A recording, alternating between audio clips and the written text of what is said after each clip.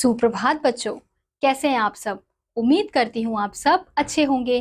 तो बच्चों, आज की कक्षा में हम पढ़ने वाले हैं अध्याय नंबर 14, जिसका शीर्षक है क्रिया, काल और वाच्य।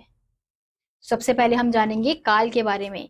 निम्नलिखित वाक्यों को ध्यानपूर्वक पढ़िए। किसान खेत जोतता है। किसान ने खेत जोता। किसान खेत जोतेगा। आपने देखा कि उपयुक्त तीनों वाक्यों से क्रियाओं के अलग अलग समय पर होने का बोध हो रहा है।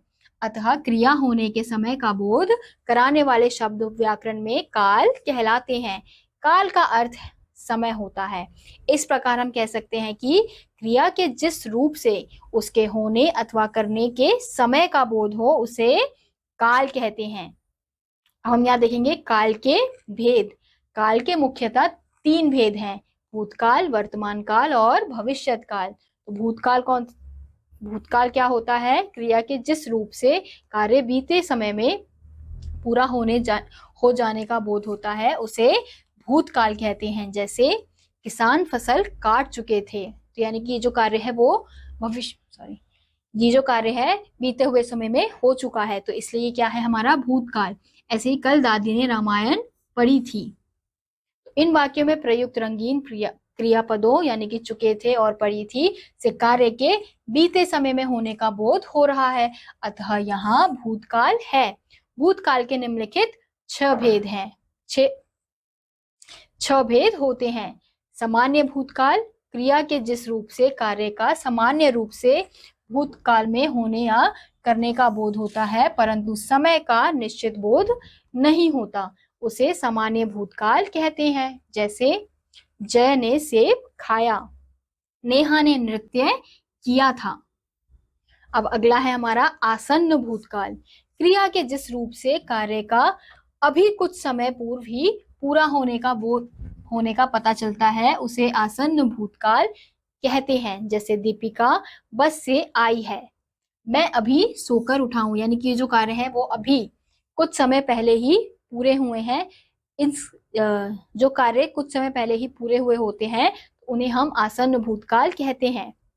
पूर्ण भूतकाल, क्रिया के जिस रूप से कार्य का बहुत पहले पूर्ण होने का बोध होता है उसे पूर्ण भूतकाल कहते हैं। जैसे कंचन बर्गर खा चुकी थी, बाजार खुल गया था।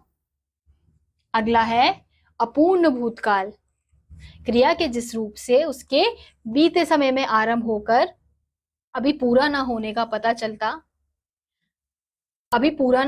पता चलता है उसे अपूर्ण भूतकाल कहते हैं। जैसे गर्म हवाएं चल रही थी, किसान फसल काट रहे थे। तो इन वाक्यों से हमें पता चल रहा है कि ये जो कार्य है वो हो तो रहे थे पहले के समय में, लेकिन अभी वो खत्म हुए हैं या नहीं ये पता नहीं चल रहा है। तो ऐसे समय को हम अपूर्ण भूतकाल कहते हैं। अब है संदिग्ध भूतकाल। क्रिया के जिस रूप से उसके भूतकाल में पूरा होने में संदेह का बोध होता है उसे संदिग्ध भूतकाल कहते हैं। जैसे दुकानें बंद हो चुकी होंगी, रेलगाड़ी छूट गई होगी। तो इस प्रकार के कार्य में हम संदेह प्रकट करते हैं तो इन्हें हम संदिग्ध भूतकाल कहते हैं। अब अगला है हेतुमत भूतकाल। क्रिया के जिस रूप से यह ज्ञात हो कि कार्य भूतकाल में हो सकता था परंतु किसी कारणवश नहीं हो सका, वहां हेतुमत भूतकाल होता है। जैसे यदि वर्षा हो जाती तो फसल ना सूखती, यदि सिंचाई की होती फसल अच्छी होती।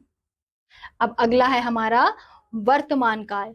क्रिया के जिस रूप से उसके वर्तमान समय में होने का बोध होता है उसे वर्तमान काल कहते हैं। यानी कि वह कार्य जो वर्तमान में हुआ हो उसे ही हम वर्तमान काल कहते हैं। जैसे अभी खाना खा रहा है, सागर सितार बजाता है।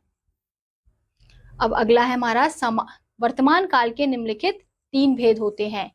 पहला है सामान्य वर्तमान काल। क्रिया के जिस रूप से कार्य का वर्तमान समय में होने का बोध होता है वहां सामान्य वर्तमान काल होता है। जैसे किसान गड्ढा खोदता है, चौकीदार पहरा देता है। अगला है अपूर्ण वर्तमान काल। क्रिया के जिस रूप से कार्य का वर्तमान समय में जारी रहने का बोध होता है वहां अपूर्ण वर्तमान काल होता है। जैसे दादी जी पूजा कर रही हैं, पक्षी आकाश में उड़ रहे हैं। अगला है संदिग्ध वर्तमान काल। क्रिया के जिस रूप से कार्य के होने या करने में संदेह का बोध हो वहां संदिग्ध वर्तमान काल होता है। जैसे छात्र मैदान में पढ़ते होंगे, मम्मी जी भोजन पकाती होंगी। अगला है हमारा भविष्यत काल। क्रिया के जिस रूप से यह बोध हो कि कार्य आने वाले समय में होगा उसे भविष्यत काल कहते हैं। जैसे पक्षी आकाश में उड़ेंगे, नेताजी राष्ट्रपति से मिलेंगे। इन वाक्यों में प्रयुक्त क्रियापदों उड़ेंगे और मिलेंगे से कार्य का आने वाले समय में होने का बोध हो रहा है, अतः यहाँ भविष्यत काल है। भविष्यत काल के निम्नलिखित तीन भेद होते हैं। सामान्य भविष्यत काल, क्रिया के जिस रूप से कार्य का आने वाले समय में सामान्य रूप से होने का बोध होता है उसे सामान्य भविष्यत काल कहते हैं। जैसे माताजी स्वेटर बुनेंगी, मैं अकेला जाऊंगा। अगला है संभाव्य भविष्यत काल। क्रिया के जिस रूप से कार्य के आने वाले समय में होने की संभावना का बोध होता है उसे संभाव्य भविष्यत काल कहते हैं। जैसे शायद पापा आम लाएं, शायद मामी जी प्रयागराज जाएं। अगला है हेतुमत भविष्यत काल। क्रिया के जिस रूप से क्रिया का पूरा होना भविष्यत काल की किसी अन्य क्रिया पर निर्भर करता है वहां हेतुमत भविष्यत काल होता है। जैसे यदि वह पढ़ता तो अवश्य पास होता, यदि फसल अच्छी होगी तो गेहूं के दाम गिरेंगे। अब अगला है हमारा वाच्य। क्रिया के जिस रूप से यह पता चले कि वाक्य में कर्ता, कर्म अथवा भाव में से किसकी प्रधानता है उसे वाच्य कहते हैं। हिंदी भाषा में वाच्य निम्नलिखित 3 प्रकार के होते हैं। कृतवाच्य, कृतवाच्य में कर्ता की प्रधानता रहती है और क्रिया का लिंग, वचन और पुरुष कर्ता के लिंग, वचन और पुरुष के अनुसार होता है। जैसे लड़के पढ़ते हैं, हाथी चिंघाड़ता है, तुम सत्य बोलते हो। इन वाक्यों में क्रियाओं का विधान कर्ता के अनुसार हुआ है, अर्थात यहाँ वाक्यों में कर्ता की प्रधानता है, कर्म की नहीं, अतः ये कृतवाच्य है। अब अगला है कर्मवाच्य। कर्मवाच्य में कर्म की प्रधानता रहती है और क्रिया के लिंग, वचन और पुरुष कर्म के लिंग, वचन और पुरुष के अनुसार होते हैं। जैसे अध्यक्ष महोदय द्वारा मिठाई वितरित की गई, बालकों द्वारा फुटबॉल खेला जा रहा है, खेती किसान द्वारा की जा रही है। तो उपयुक्त वाक्यों में कर्म की प्रधानता है। क्रिया की रूप रचना भी कर्म के लिंग, वचन व पुरुष के अनुसार हुई है। वाक्य के इसी स्वरूप को कर्मवाच्य कहते हैं। अब अगला है हमारा भाववाच्य। वाक्य के जिस स्वरूप में कर्ता और कर्म को प्रधानता ना मिलकर भाव को प्रधानता मिलती है उसे भाववाच्य कहते हैं। इसमें क्रिया भाव के अनुसार प्रयुक्त होती है। जैसे बच्चे से पैदल नहीं चला जाता, लड़कों से चुपचाप नहीं बैठा जाता, भूख प्यास के कारण उससे रोया नहीं जाता। उपयुक्त वाक्यों को ध्यानपूर्वक पढ़ने से पता चलता है कि इनमें कर्ता और कर्म दोनों को प्रधानता नहीं मिली है, बल्कि क्रिया के भाव को प्रधानता मिली है, इसलिए ये भाववाच्य के वाक्य हैं। अब हम देखेंगे कृतवाच्य और कर्मवाच्य बनाना। कर्ता के साथ से या के द्वारा जोड़कर दिया जाता है। जैसे राम पुस्तक पढ़ता है, राम के द्वारा पुस्तक पढ़ी जाती है।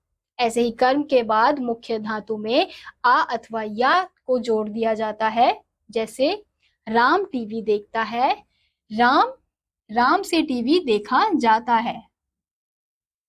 अगला है क्रिया का प्रयोग कर्म लिंग वचन पुरुष के अनुसार होता है। जैसे हर्ष से केला खाया जाता है, हर्ष से लीचियां खाई जाती हैं।